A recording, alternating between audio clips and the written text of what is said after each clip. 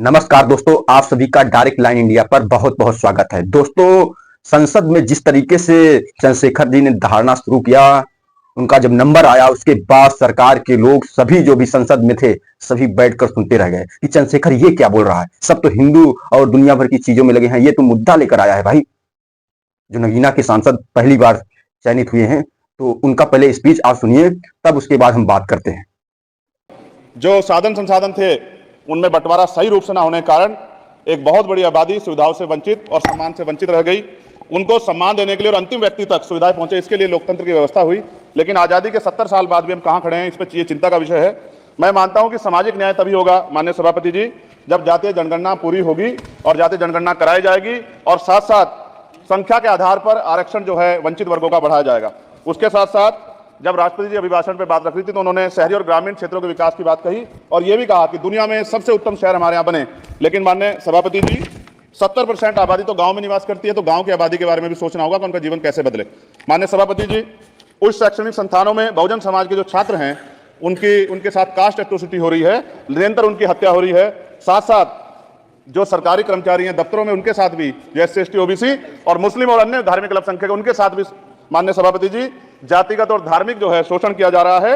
इसलिए मेरी मांग भी है कि पुरानी पेंशन को भी अध्यक्ष बहाल किया जाए। जो कर्मचारी देश की सेवा में लगे हैं उनका भी सम्मान होना चाहिए।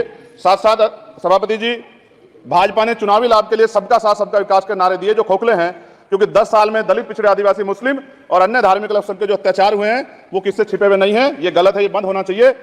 सभापति महोदय जी, महामहिम राष्ट्रपति जी के भाषण में निजी क्षेत्रों में SC ST OBC को रिजर्वेशन देने का कोई उल्लेख नहीं हुआ है, जो कि आज चर्चा का विषय, क्योंकि 98% प्राइवेट सेक्टर है, 2% सरकारी सेक्टर है, तो 98% प्राइवेट सेक्टर में भी हमारी हिस्सेदारी की बात होनी चाहिए। माननीय सभापति जी, आशा कार्यकर्ताओं, आंगनबाड़ी वर्करों, भोजन माताओं के वेतन वृद्धि पे भी कोई उल्लेख नहीं हुआ है, वो भी अभी नंगे, उन पर भी सोचना पड़ेगा। माननीय सभापति जी, जिस क्षेत्र से मैं चुन के आऊं नगीना से, वो बहुत पिछड़ा क्षेत्र है।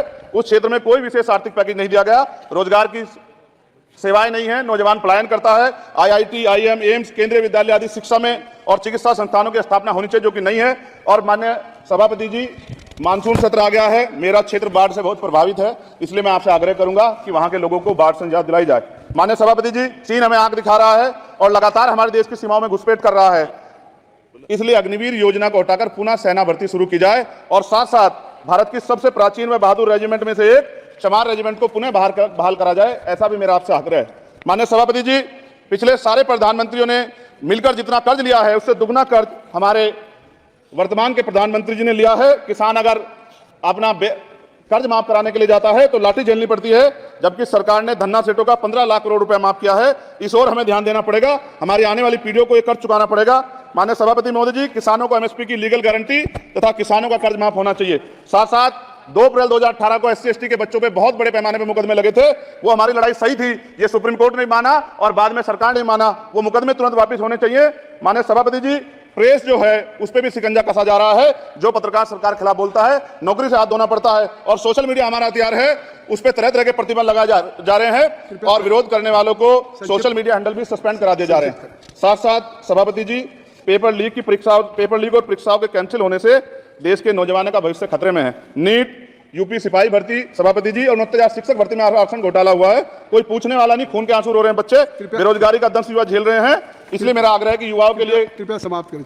माननीय सभापति जी, मैं पहली बार बोल रहा हूं, आप कहेंगे मैं बैठ जाऊंगा, मैं आपकी बात, मैं संवैधानिक मर्यादा का पालन करूंगा, मगर हम तो माननीय सभापति जी सुन ही रहे हैं। आप बोलिए, 1 मिनट। धन्यवाद। अध्यक्ष सभापति जी, नारी सम्मान की बात करने वाली सरकार, हमने मणिपुर देखा सर, हमने पहलवान बेटियों का हर्ष देखा सर, और हमने सर हाथरस की बेटी का हर्ष देखा सर, और हाथरस के परिवार को जो वादा किया था सरकार ने वो भी पूरा नहीं किया।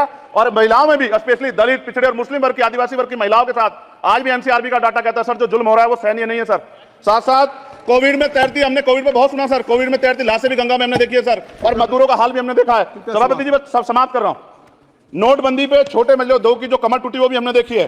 सभापति जी, शैक्षणिक संस्थानों, विश्वविद्यालयों में, चिकित्सा संस्थानों में OBC ST के योग्य अभ्यर्थी को NFS करके जिस तरह निकाला जा रहा है, लेटरल एंट्री करके जिस तरह हमारे रास्ते बंद किए जा रहे हैं, ये भी हम देख रहे हैं सभापति जी। साथ साथ मेरा ये कहना है सर, ये सबका इशू है कि प्राइवेट कर्मचारी सर और सरकारी भी कई जगह पे 8 से ज्यादा घंटों से काम करते हैं, और उनको जब सर उचित वेतन भी नहीं मिलता तो न्यूनतम वेतन 20,000 रुपए तय हो और 24 घंटे की ड्यूटी। उदाहरण के तौर पे यूपी पुलिस सर बहुत पूरा काम करते हैं वो लोग। वो राज्य के विषय हैं। आप सर मैं आपके राज्य सरकार के लिए भी आपके संज्ञान में डाल रहा हूं विषय सर। पुलिस सब जगह है सर, लेकिन सवाल ये है सर, बहुत पसीना बातें हैं, 8 घंटे की ड्यूटी और वेतन विसंगति वोटर स्कीम से उनको जो बाहर किया जाए। माननीय सभापति दोस्तों, आप लोग चंद्रशेखर जी का पूरा पूरा लोकसभा का स्पीच सुने होंगे, किस तरीके से वो मुद्दों को लिख कर आए थे अपने नगीना क्षेत्र के लिए, और साथ ही में जो युवा हैं, युवा के मुद्दे, रोजगार के मुद्दे और पेपर लीक के मामले में जितने भी पेपर लीक हो रहे हैं सब पर जो है गरजे। और साथ ही में आपको बता दें कि नगीना के लिए विशेष पैकेज की भी मांग की कि वहां पर जो है कोई विशेष पैकेज कभी भी नहीं दिया गया। वहां के लिए ना तो स्वास्थ्य की बेहतर सुविधाएं हैं, ना तो जो है रोजगार की बेहतर सुविधाएं। अपने मुद्दे पर टिके रहे और पूरी संसद सुनती रही।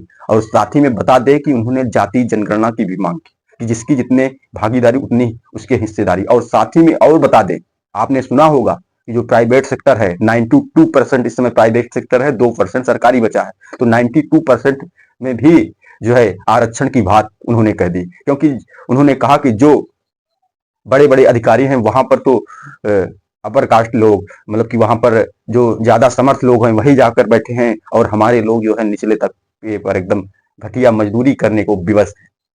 तो इस तरीके से उन्होंने अपने मुद्दे को लेकर जो है बार बार संसद में जो है अपनी बात को रखते रहे।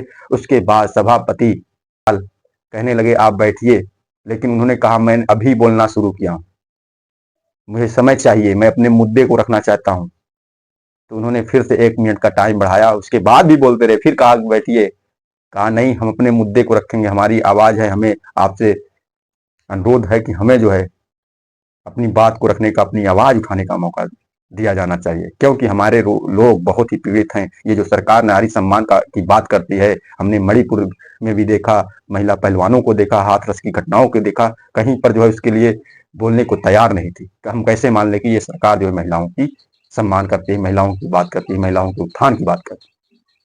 और ढेर सारे तमाम मुद्दे पर उन्होंने जमकर गरजा। बाकी आपको क्या लगता है, चंद्रशेखर जी कितना जो है लोगों के मुद्दे को उठा रहे हैं और कितना जेन्युइन मुद्दा है, उसके लिए आप कमेंट बॉक्स में जाकर कमेंट करिएगा। बाकी जो है मैं इस वीडियो को आपसे गुजारिश करता हूं ज्यादा से ज्यादा शेयर करिएगा। अगर चैनल पर पहली बार विजिट किए हैं तो चैनल को सब्सक्राइब भी कर लीजिएगा।